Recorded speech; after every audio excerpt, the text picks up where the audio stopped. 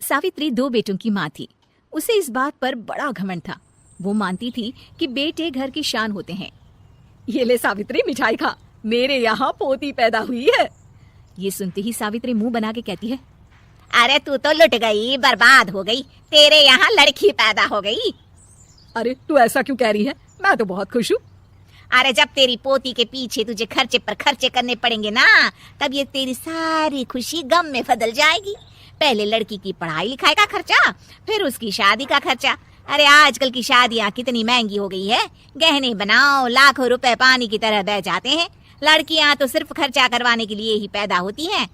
इस तरह लड़कियों के प्रति अपने विचार व्यक्त करते हुए सावित्री ममता को लंबा चौड़ा भाषण देके चली जाती है।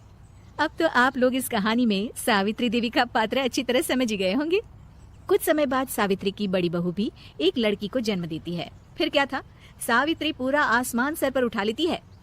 हे भगवान, ये तू मुझसे किस जन्म का बदला ले रहा है? अरे मैं तो मंदिर में रोज आकर तुझसे कहती तो थी कि मुझे एक पोता चाहिए, और तूने मुझे पोती दे दी। इतनी मिठाइयाँ और प्रसाद चढ़ाने का क्या फायदा हुआ? तभी सावित्री की बहू निशा कहती है, क्या माँ जी, आप भी इतनी सी बात पर नाराज हो गई हैं? देखिए तो आपकी पोती कितनी सुंदर है, बिल्कुल आप पर गई है। अरे चुप कर, तुझे 9 महीने इतने महंगे महंगे काजू बादाम फल फ्रूट खिलाने का फायदा क्या हुआ? मेरे तो सारे पैसे बर्बाद हो गए। ये सुन सावित्री का बड़ा बेटा अजय कहता है, माँ तुम सिर्फ नाम के लिए 2020 में रहती हो। असल में तुम्हारा दिमाग सैकड़ों साल पुरानी सोच रखता है। आज के जमाने में लड़का और लड़की में कौन फर्क करता है। मैं तो बहुत खुश हूँ कि भगवान ने मुझे लक्ष्मी के रूप में बेटी दी है। लेकिन सावित्री पर अजय की बातों का कोई असर नहीं होता। नालायक, अपनी पत्नी की जबान बोल रहा है। मेरा बड़ा बेटा तो हाथ से गया। लेकिन सावित्री देवी हार मानने वाली नहीं थी। वो पोते की चाह में अपने छोटे बेटे विजय की शादी करवा देती है। कुछ समय बाद आखिरकार वो दिन आ ही जाता है जब सावित्री की छोटी बहू गर्भवती हो जाती है। सावित्री इतनी खुश हो जाती है कि वो बच्चे के जन्म से पहले ही सारे मोहल्ले में ढिंढोरा पीटने लगती है। ये क्या सावित्री, तू तो पोते के जन्म से पहले ही मिठाई बांट रही है। पहले पोता पैदा तो होने दे, और फिर क्या पता अगर पोते की जगह पोती पैदा हो गई तो।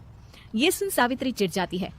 अरे अपनी काली जबान मत चला, मेरी मिठाई खा के मेरा ही बुरा सोच रही है। बड़ी आई, ला मेरी मिठाई वापस कर।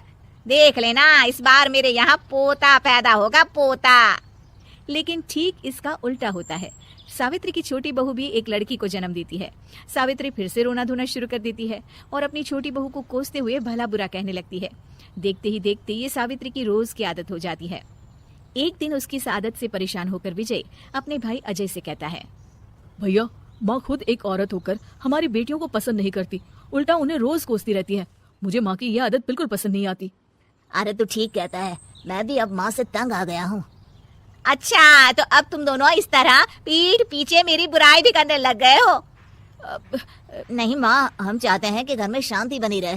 हमें हमारी बेटियाँ बहुत प्यारी है। मैं नहीं चाहता कि वह तुम्हारे ताने सुन सुन कर बड़ी हो, और इसीलिए हम दोनों ये घर छोड़कर चले जाएंगे। हाँ माँ, मैं भैया की बात से सहमत हूँ। जब तुम इस घर में अकेली रहोगी तब तुम्हें अपनों की कीमत का एहसास होगा।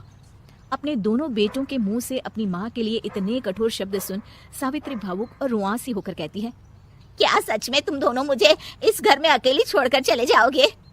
हाँ माँ। हाँ माँ, अब पानी सर के ऊपर जा चुका है। मैं तुम दोनों के बिना नहीं रह सकती।